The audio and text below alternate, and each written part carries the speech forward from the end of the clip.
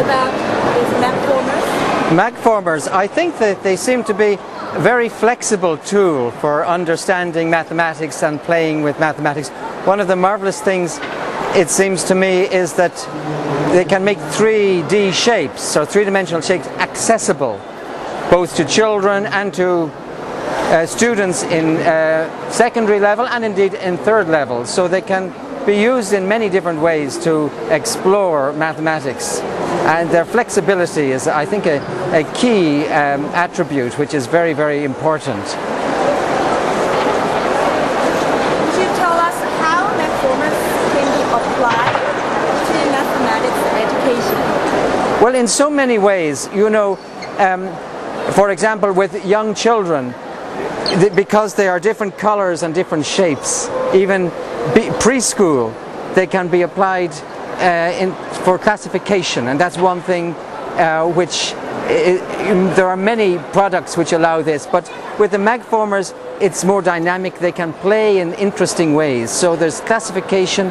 Then of course also working with two-dimensional shapes, you can make some very nice things like a hexagon like this one here. And one of the things we were doing recently with pre-service primary teachers, we were doing, where I am in Dublin, some lesson study combining mathematicians working with mathematics educators. And we worked with ideas like this, looking at perimeter and area. So for something like this, and the children can see it immediately, that you have a 2D shape and you have an area of 6 and a perimeter of 6 units. But then you can look at this differently and maybe put them in this kind of arrangement where you have an area of 6 and a perimeter of 8. So this gives interesting things to explore. But that's just the start, I think. That's only two-dimensional shapes. Then immediately you can make a three-dimensional shape, the simplest one like this one.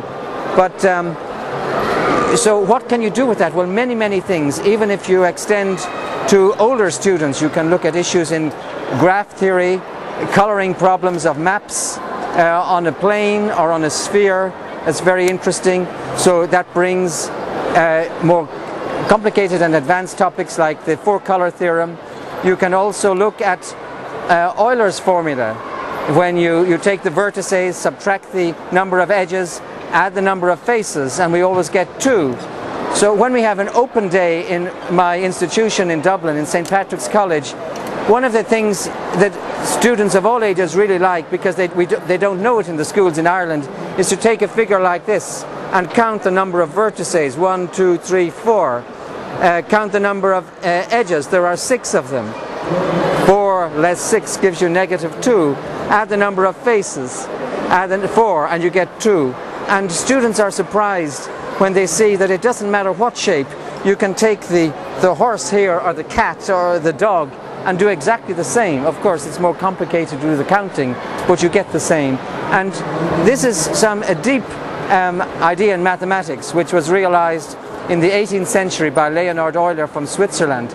And so you can link in history of mathematics, geometry, education, so many different aspects at levels from elementary school right up to university level. And I think magformers, it seems to me, are very good like that the conception of having the magnets, which makes the thing so flexible, allows many different ways of using the material. So I think it's very good for education at all levels.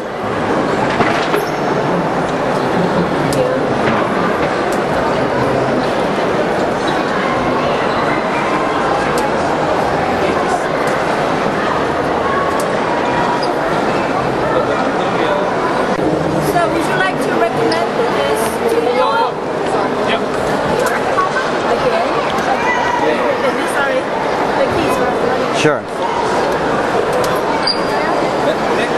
So would you like to recommend this to your colleagues? Well, it looks like a very interesting product, and of course in practice especially in these economic times, the cost is a key issue. So if we weren't thinking of cost, then I'd say definitely. But these matters are also important at this time. So I don't know about those details. So it's certainly a very flexible tool which can be used in many different ways. If I had these for teaching geometry to 17, 18, 19-year-olds, I would use these. I also think that my colleagues who are teaching pre-service teachers would use them very much, and indeed they can be used in the elementary school classroom also. So overall I think yes.